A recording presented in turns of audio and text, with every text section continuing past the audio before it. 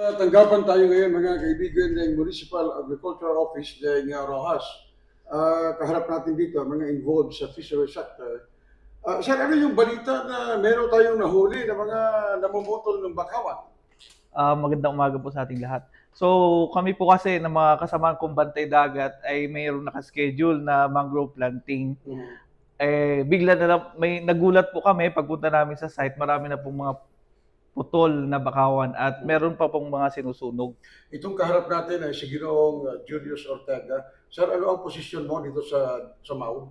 Ako po ay agricultural technologist po, Coastal Resource Management Coordinator po At ng Rojas. itong kasama natin, kuya, ang pangalan po ninyo? Ako po si Kagawad Ambrosio Grego po At ng kayo Barangay ay- Paklasan. Ako po ngayon ay kasalukuyang presidente po ng Batay Dagat dito sa Bayan ng Rojas simula po noong 2014 hanggang sa kasalukuyan po ngayong 2025. At kayo ay nagtatrabaho bilang voluntaryo. Totoo po, voluntaryo po ito sa munisipyo upang kami po ay magtrabaho bilang Batay Dagat upang pangalagaan po ang ating likas yamang dagat. Bukod po dito, dahil kami po ay may seminar din tungkol sa mga advanced at paralegal training ng BIPAR, ay doon po ay nakatala din at pinaliwanag sa amin ang pangalaga ng ating mangrove ay kailangan panatilihin natin itong patuloy na i-rehab kung ito po ay may naging problema.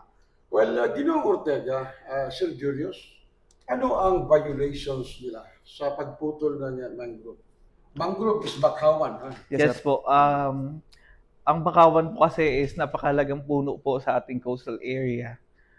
Ito po ay may sariling batas na nagbabawal po na putulin ang RA 7161 at PD 701.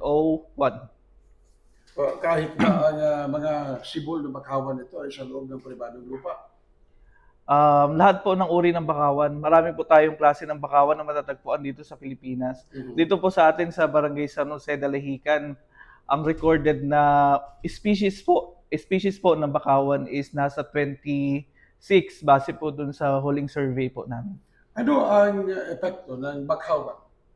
Ang bakawan po ay napakalaga bilang panangga po sa storm surge, sa climate change. Yung bakawan rin po ay nagsisilbing tahanan ng ating mga wildlife sa dagat. Huwag muna natin banggitin, kuya, ang pangalan ng mga suspect, ano? Saan ninyo ito nahuli?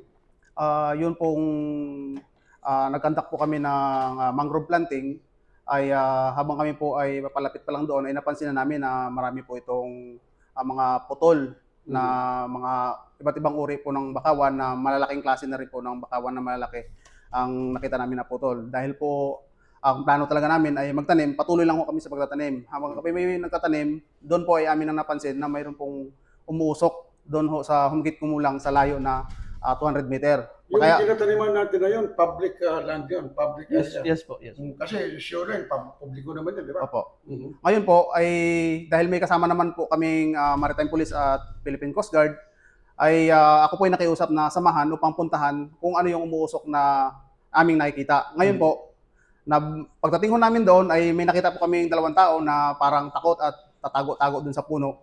Ngayon po, nilapitan namin, doon po ay aming nasaksihan na dalawang tao po yung nagsisindi ng apoy para sunugin yung katawan ng punong bakawan na ito po yun ay pangalang ipil-ipil. So, nakita po Piapi. namin, o piapi, na ito po ay may apoy pa, kaya para ho hindi siya tuluyang mamatay o masunog, ako po ay nag-utos agad doon sa dalawang taong gumagawa ng paglabag na ito sa pagputol ng bakawan, ay buhusan agad ng tubig para ho mapulang apoy doon. So, ngayon nasaan yung dalawang suspect na ito? Sa ngayon po, sa kasalukuyan ay inendorso po namin sa Municipal Rojas Police Station po para ho sampahan ng kaukulang kaso. Sir Julius, bilang expert sa fishery sector, ano ang programa ngayon ng local government of Rojas sa aspeto nito? Ang lokal na pamahalaan po ng Rojas sa pamamagitan po ng aming municipal mayor, Mayor Leo J. Cusi, taon-taon po nagpopondo sa atin pong bakawan upang pangalagaan po ito. In fact, yun na nga, in fact po, taon-taon, meron din-develop kasi doon sa area para gawin po siyang ecotourism area. Tapos patuloy rin po yung training ng mga bantay dagat po natin, mga bantay bakawan natin upang pangalagaan pa po itong mga bakawan natin. Well, Konsyel, kayo na sa ground. Panawagan po ninyo sa ating mga kababayan hinggil sa usapin na ito.